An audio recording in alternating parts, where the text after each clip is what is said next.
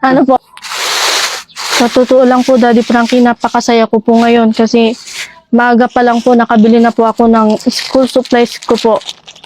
Kung hindi nyo po ako nakilala at kung wala po ang mga mababait na sponsor po is mamumroblema pa po ako na maghanap ng mapag-uupahan sa bukid para po makabili po ng mga school supplies ko po ngayon. Pero ako, nung namimili ako ng notebook ko, kayo, anong mga pinipili nyo? Ako, nung namimili ako, kayo mga kababayan, pag nung nag-aaral kayo or namimili kayo ng mga notebook ninyo, anong mga cover ang pinipili nyo? Ako, pinipili ko mga bulaklak. Ayun, mga kababayan, mga kabarangay, magandang hapon. Mga kababayan, kung kahapon, galing ako dito kay Maxine, ngayon, nandito na naman po ang team Daddy Frankie sa likod ng kanilang bahay. Bakit? Mga kababayan, dahil sa kabutihang loob ng batang si Maxine, kasipagan niya at kagandahan, ay sadyang inuulan siya ng blessing ngayon. Dahil may nagpadala na naman po, may sponsor na naman po tayo na nagpadala para sa dalagang si Mais Girl. Mga kababayan, bakit nga ba nagustuhan ng mga sponsor si Maxine?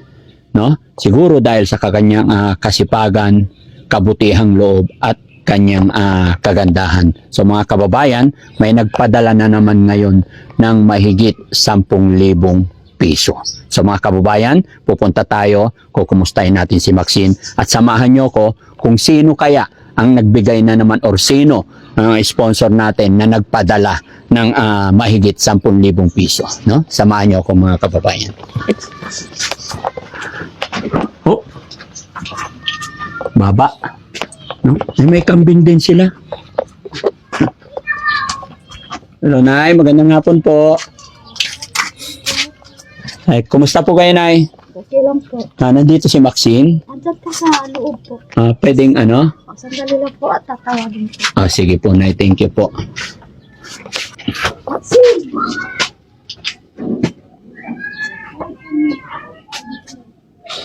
Ang ginagawa niya, Nay? Nagtitiklop ng damit? Hello po, thank you po. Oo, kumusta na? Ayos lang po. Pasok po kayo. Sige. Okay lang? Opo. Okay, thank you. Tara, pasok tayo. Ang ginagawa mo? Nagtitiklop po ng mga damit po namin.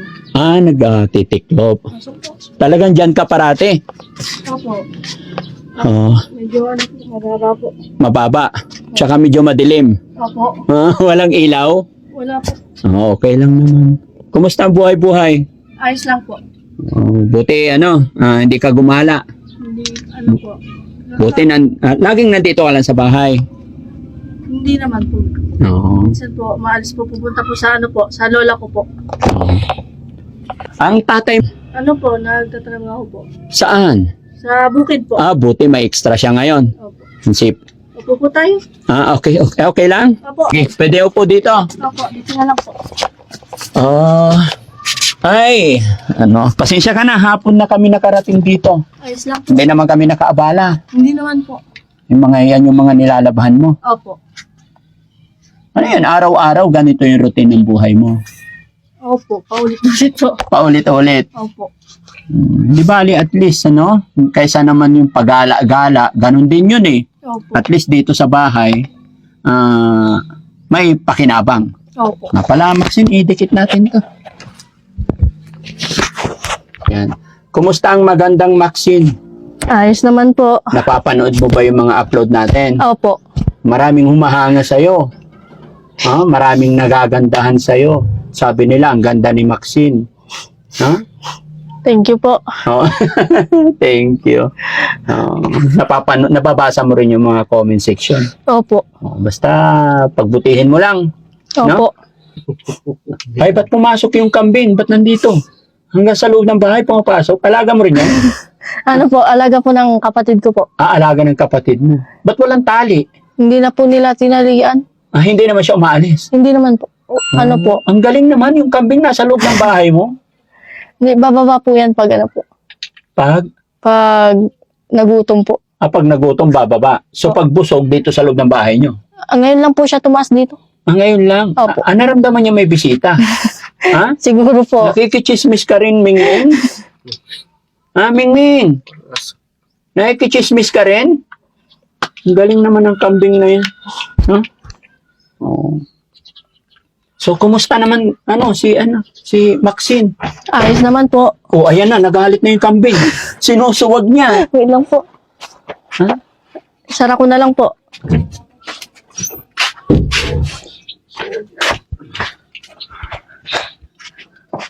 Okay.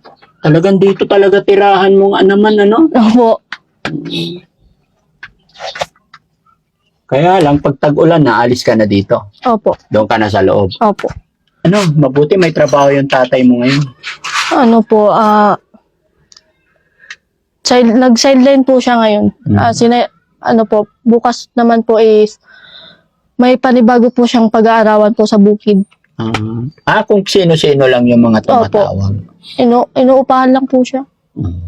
Okay na yun. At least may income. Opo. Tsaka maswerte ka kasi napakasipag ng tatay mo, no? Opo. Medyo, medyo boring po dito sa bahay. Medyo boring pag Opo. wala ng Wala pong bukid. Oo nga po pala, Daddy Frankie, maraming salamat po sa sponsor. Kasi po nakabili na po ako ng mga school supplies po para po sa pasukan po. At gagamitin mo this Opo. coming, Opo. school?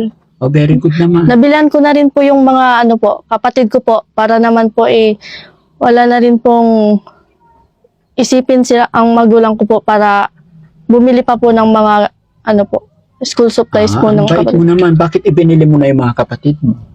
Para po wala na pong isipin yung magulang ko po sa pambili ng school supplies po ng mga kapatid ko. Okay. Wait lang po, kunin ko lang po. Sige. Okay lang. Sige po, kunin ko lang po. Oo. Napakabait na bata mga kababayan. No? Kahit sa kanya natin binigay lang yung pera. Pero ayun, binibida niya na binilhan na rin daw niya yung mga kapatid niya. Nakakatuwa. Yung ganitong bata na hindi lang yung pansarili ang iniisip. Hanggang sa kanyang mga kapatid, mapagmahal siya. Nakahanga talaga itong batang to. Pero pwede naman siguro. Ito po. Ayan. Ang galing. Kompleto na yan. Opo. Pero parang kunti pa rin. Ano yung mga bagong bili na to? Opo. Kanino to? Sa kapatid ko po. Ilan ba kapatid mo nag-aaral? 4 po kaming nag-aaral. 4 kayo. Yung yung bag po ng kapatid ko po, wala pa po dito. Saan ang bag mo nagagamitin? Ito po. Ayan. Opo. Okay. Bagong bili to? Opo, bagong bili po lahat. Ang lahat yan? Opo. Okay. Sino namili? Ikaw? Opo, binili ko po sa bayan po. Sa bayan lang. Opo. Okay. Mga notebook, ballpen po, ito po. Yan po, mga papel po, ganyan Ay, po. ang galing naman. Wow. Ganyan po. Uy, nakakatuwa. Nakakamiss, no? Parang naalala ko tuloy nung high school ako. Pero sa totoo lang, nung nag-aaral ako, elementary, hindi kumpleto ang notebook ko. 'Di ba? 8 subject, pero bibilhin ng lola ko 5 lang or 6. So may kulang. Hahanapin mo yung lumang mga notebook mo. Naalala ko lang bigla mga kababayan, yung mga naranasan ko noong araw. Pero happy ka ba na nakabili ka ng notebook mo? Sobra po. Kompleto na. 8 Opo. na to. Siyam po, lahat. Siyam? Opo. Bakit siyam? Siyam po ang ang subject po ng grade 12. Siyam. Opo. Ay, wala. Hindi ako nag-grade 12 eh. Sa amin, 8 lang talaga yun na ko. 4, 6, 8. Okay, siyam. Okay. Happy ako para sa'yo. Tapos mga kapatid mo naman to. Opo, ito po. Notebook din po nila. Magaganda. Ito po yung sa kanila. Dapat sila rin ang namili o ikaw na? Ako na po kasi po, hindi ko po sila kasamang bumili po eh. Ang galing naman ng ate na to. Mga ganyan po. Okay. Malaking bagay na to. Okay. Pero ako, nung namimili ako ng notebook ko, kayo, anong mga pinipili nyo? Ako, nung namimili ako, kayo mga kababayan, nung nag-aaral kayo or namimili kayo ng mga notebook ninyo, anong mga cover ang pinipili nyo? Ako, pinipili ko mga bulaklak. Tinatawanan ako ni Rab. Ikaw, Kuya Rab, anong pinipili mo? Yung carton. Karton naman sa'yo. Bakit ikaw? Alam ko yung iba dyan, pinipili nila yung mga artista. No, yung mga idol nila. Sa akin, hindi. Pinipili ko yung mga bulaklak talaga. Ewan ko, bakit gustong-gusto kong bulaklak. Nakakatuwa. Na-miss ko lang. Parang napakasarap kasi yung buhay estudyante noong araw na nagkaroon ka ng ganito, early time nagkaroon ka ng ganito, tapos mayroon kang ballpen, bibilihin mo pang ballpen yung medyo mahal, pilot. Anong ballpen mo? Ano po, ito po, Reynolds. flex stick po. Flex. Wala, may Reynolds pa ba? Ba yata yun dad? Hindi, Reynolds ballpen. Hindi school supply yun. Ha? School supply ba? Hindi school supply yun dad eh. Ano ka? Mayroon, di ba meron? Alam mo yon? Hindi po. Hindi mo alam yon? Hindi po. Mga rich kid kasi kayo. Sa amin, mahirap lang kami. Hindi, ordinaryong ballpen, Panda. And then, upgrade, Reynolds. And then, nung college, high school, pilot na. HBW yata yun. Ha? HBW. Ay, hindi ko alam yan, pang mayaman yun. By the way, okay, I'm happy talaga kay Maxi, nakakatuwa na nakatanggap siya ng blessing. Idinamay din niya yung mga kapatid niya. So, ano sabi ng mama at papa mo, nanay tatay mo, nung nabilhan mo yung mga kapatid mo? Ano po, nagpapasalamat po sila kasi po, dahil po sa inyo po, tsaka sa sponsor po na nagbigay, para po hindi na po nila isipin yung mga bibilihin po nila pang school supplies po para sa mga kapatid ko. Kaya, nagpapasalamat po sila ng malaking tulong na po ito para sa amin po. Sa totoo lang po, Daddy Frankie, napakasaya ko po ngayon kasi maaga pa lang po nakabili na po ako ng school supplies ko po. Kung hindi nyo po ako nakilala at kung wala po ang mga mababait na sponsor po is mamumroblema pa po ako na maghanap ng mapag-uupahan sa bukid para po makabili po ng mga school supplies ko po ngayon. Kaya maraming salamat po talaga sa inyo po, sa Team Daddy Frankie po, tsaka sa mga mababait po na mga sponsor po. Okay yan. Basta lang, mga kababayan, si Maxine, parang kinakabahan pagka kinakausap, no? Naintindihan ko yan kasi mga kababayan, 17 years old pa lang siya. Siguro baka hindi siya sanay sa mga ganito na may camera. Okay. Pero pasensya ka na, kailangan namin talagang i-video para makita rin ng mga sponsor. Kasi si Daddy Frankie, kung ano yung ibinigay ng sponsor is kailangan ibigay din namin na nakikita nila. Kaya pasensya ka na kung natitense ka sa amin or what, pero isa lang masasabi ko sa'yo. Magtiwala ka sa amin, ituring mo kung tatay, no? Ituring mong kapatid, itong mga kasamahan ko. Ang hangarin lang namin kasi is makatulong kahit papano. So nga pala, may oras pa ba, mga kababayan, kasi mayroon naman na siyang mga school supply. So nakikita ko yung mga damit niya. Pasensya ka na ha, huwag mong iisipin na pinipintasan kita or what. Siyempre sa hirap ng buhay mga kababayan, so gusto sana kitang bilhan ng mga damit mo. Okay pa ba sa'yo? Kaya? Ayos lang po. Kaya pa guys? Kaya pa ng time? Bilhan natin siya ng mga kababayan para presentable din siya pumasok sa school. Kasi pagka nakaalis na kami dito, kaya sinasamantala ko rin yung pagkakataon na nandito kami.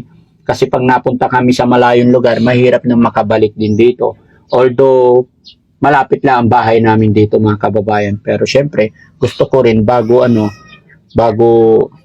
magpasukan, may mga bago rin siyang damit. Kaya yung tsinelas mo, pangit. Ha? Parang hindi tsinelas ng dalaga. Matagal na po kasi. Ha? Matagal na po. Sige, bili rin tayong tsinelas mo. Kaya? Okay lang? Okay lang po. Ganyan ka na? Magbihis ka. So yun mga kababayan, samahan nyo kami. Ibibili ko siya ng damit, pero gusto ko siya mismo ang mamimili ng damit niya. No? So kakayanin pa naman kasi ang SM hanggang alas 10 ng gabi. Okay, so magpaalam ka sa nanay mo, ha? Opo. Na bibilhan kita ng damit mo. Kung nandito sana yung kapatid mong isa, idadamay natin. Yung kapatid mong 14 ba yun? 15 po. 15 years old, sama rin sana natin, no? Kaya pa? Okay. At saka isa pa, huwag kang mag-alala. May sorpresa pa kami sa'yo mamaya bago ka namin ibalik dito. No. No, yun mga kababayan. Abangan nyo mga kababayan kung ano yung sorpresa pa natin kay Maxine. No? Okay? So, sige, magpaalam ka sa nanay mo or ipaalam ka namin. Magpaalam ka muna tapos Opo. kausapin din namin, na? Opo. Tara. O, iligpit mo muna yung mga gamit mo Opo. para baka umulan bigla, mabasa.